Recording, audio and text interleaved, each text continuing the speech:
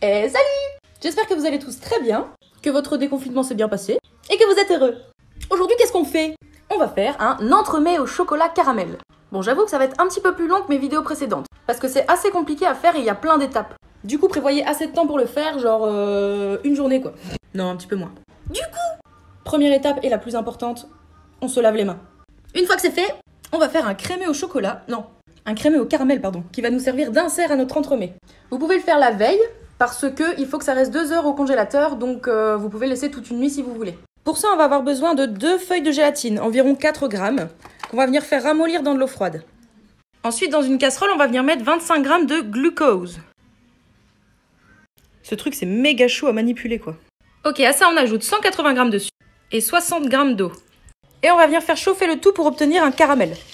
Ok, là, notre caramel, il est en train de prendre... Ouh, la buée. Donc là, on va rester à côté et on mélange bien jusqu'à ce que le caramel devienne un petit peu orange, comme ça. Mais surtout, vous faites très attention. Parce que le caramel, c'est comme de la lave. Je vous conseille pas d'en avoir sur la peau. Ok, donc là, ça a bien caramélisé. Maintenant, on va venir ajouter 60 grammes de crème liquide entière. Surtout, faites attention. Moi, je vous conseille de faire ça avec des maniques. Ok, et on retire du feu. Maintenant, dans un récipient, on a besoin de 5 jaunes d'œufs, auxquels on ajoute 5 grammes de vanille liquide et 285 grammes de crème liquide entière. Et on mélange le tout. On vient ajouter ça à notre caramel de tout à l'heure. Et on vient remettre sur feu doux en mélangeant tout le long. Jusqu'à ce que vous obteniez une consistance crémeuse comme une crème anglaise. On retire du feu. Et là, on va venir essorer les feuilles de gélatine bien correctement. Et on les ajoute à la préparation. Et on mélange bien pour tout incorporer. Ok, notre insert au caramel est terminé. Donc là, on va venir le couler dans un moule. Mais attention, il faudra un moule plus petit que notre moule final dans lequel on va venir monter notre entremets. Par exemple, moi, mon moule final va faire 24 cm. Donc, pour le moule de l'insert, je vais prendre un moule de 20 cm de diamètre. Dans ce moule, je suis venue étaler du film alimentaire pour que ce soit plus facile au démoulage. Ok! Maintenant, on laisse bien le tout refroidir. Et ensuite, on vient mettre 2 heures au congélateur ou alors toute la nuit. Ok! Au bout de 2 heures, une fois que votre caramel est bien pris, ça peut être plus que 2 heures. Enfin, une fois qu'il est bien pris, quoi. On va s'attaquer... Coucou! On va s'attaquer à la base de notre entremets. Donc, c'est un biscuit aux amandes qui s'appelle biscuit sachet. Et pour ceci, on vient séparer les blancs des jaunes de 5 œufs. On laisse les blancs de côté et on vient ajouter aux jaunes 40 grammes de sucre glace. Et on vient mélanger le tout jusqu'à ce que le mélange blanchisse et devienne crémeux. Du coup, on a mélangé les jaunes d'œufs avec le sucre, on a une belle préparation bien crémeuse. Maintenant, on va venir faire fondre 40 grammes de beurre. Une fois qu'il est fondu, on le laisse refroidir un peu. Et tout en mélangeant, on va venir l'ajouter à la préparation aux œufs. Ok, à ça, on ajoute 100 grammes de poudre d'amande. On remélange. Et enfin, on va venir tamiser par-dessus 20 grammes de farine et 30 grammes de chocolat en poudre non sucré. Et on mélange le tout à la maryse. Ok. Maintenant, on va venir monter en neige les blancs d'œufs de tout à l'heure. Nickel. Bon, maintenant, délicatement et petit à petit, on ajoute les blancs en neige à la préparation. Ok, bro. Au final, on obtient une pâte bien souple et mousseuse. Donc, on va venir déposer la préparation dans un moule. Mais, attention parce qu'il nous faut un moule de la même taille que notre insert au caramel. Du coup, si votre insert est bien prise, démoulez l'insert et prenez le moule. Ou alors prenez un autre moule, tout simplement. Par contre, si vous démoulez l'insert, remettez-le bien au congélateur. Hein. Moi, j'ai repris le moule de mon insert, que j'ai beurré. Et là, on y dépose la préparation. Impeccable! Et on vient faire chauffer dans un four préchauffé à 190 degrés pendant 20 minutes. Damn! Du coup, on laisse refroidir de côté. En attendant, on va s'occuper de la crème au chocolat. Pour ça, on vient faire fondre 240 grammes de chocolat noir. Une fois que c'est fait, on laisse refroidir de côté. En attendant, dans une autre casserole, on va venir faire bouillir 225 ml de lait entier. Et en attendant, on vient mélanger 75 grammes de jaune d'œuf, environ 4 jaunes d'œuf, avec 45 grammes de sucre. Jusqu'à ce que le mélange blanchisse et triple de volume. Ok, notre lait, il est bouillute, donc on va venir le faire couler en 3 fois dans les jaunes, tout en mélangeant bien entre chaque coulée.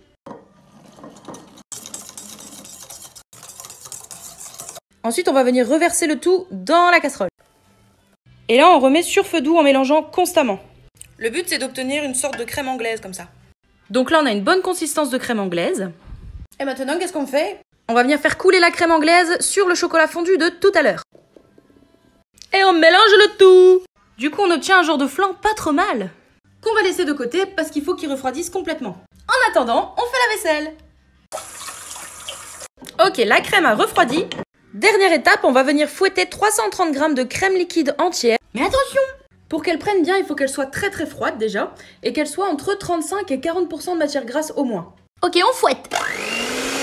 Nickel. On la fouette pas trop sinon après on va avoir du mal à l'incorporer. Super! Du coup, avec une maryse, on incorpore tout ça à la préparation choco de tout à l'heure.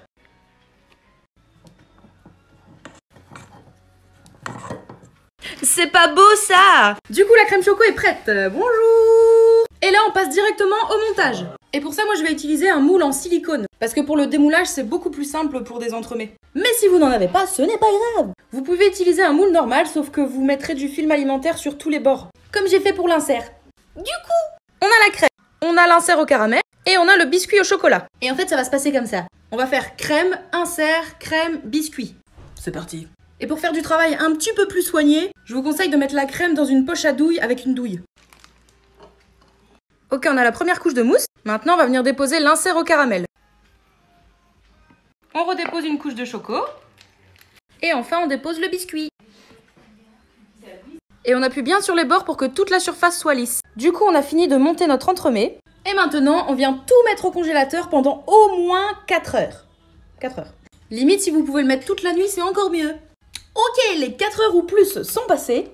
Donc là, on vérifie bien que l'entremets soit bien pris pour pouvoir continuer. Du coup, maintenant, on va venir faire un glaçage miroir au chocolat.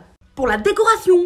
Pour ça, on a besoin de 6 feuilles de gélatine qu'on va venir faire ramollir dans de l'eau froide. Puis dans une casserole, on va venir mettre 90 g d'eau avec 180 g de sucre et 180 g de sirop de glucose. Et on va venir faire bouillir le tout jusqu'à atteindre 105 degrés. En attendant, dans un récipient, on vient mettre 120 g de lait concentré sucré et 180 g de chocolat noir qu'on a coupé en morceaux. Une fois que votre sucre atteint 105 degrés, tout en mélangeant, on va venir le couler sur le chocolat et le lait concentré, jusqu'à ce qu'on obtienne une préparation lisse et brillante. Maintenant, on va venir essorer les feuilles de gélatine de tout à l'heure et on les ajoute à la préparation. On remélange. Ok, on vient d'incorporer les feuilles de gélatine et on mélange bien comme il faut pour que tout soit bien incorporé. Et enfin, avec un mixeur plongeant, on va venir mixer pour retirer un max de bulles et de grumeaux. Du coup, notre glaçage miroir est terminé. Maintenant, on va attendre qu'il redescende à 30 degrés environ pour pouvoir le couler. Ok, le glaçage est à 30 degrés. Maintenant, ça devient délicat. On va démouler l'entremets. Bim! Moi, je l'ai surélevé pour que le glaçage puisse couler autour. Du coup, c'est parti, on va couler le bazar. Je stresse.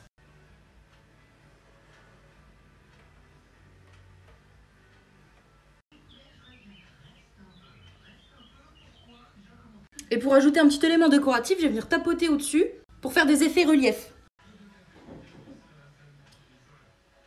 Non, il n'a pas du tout failli tomber, non. Et ensuite, vous venez décorer un petit peu comme vous voulez. Du coup, je vous montre le résultat tout de suite. Et salut toi! Bah écoutez, il est pas mal, hein? Avec l'histoire des petits reliefs comme ça, j'aime bien. Bon, je vais pas vous mentir. L'histoire des reliefs, c'était total impro parce que j'ai remarqué que mon glaçage était trop épais. Du coup, ça faisait pas du tout lisse et c'était vraiment moche. Du coup, pour cacher la misère, bah, j'ai fait comme j'ai pu. Bah franchement, ça va, je suis contente. On va le couper! Attention. Tadam!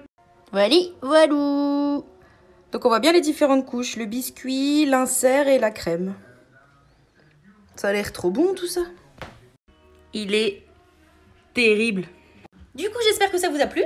Comme d'habitude, je mets la vidéo en entière sur Instagram et sur YouTube. Allez checker et vous abonner. Je vous fais des gros bisous et à la prochaine pour une nouvelle vidéo.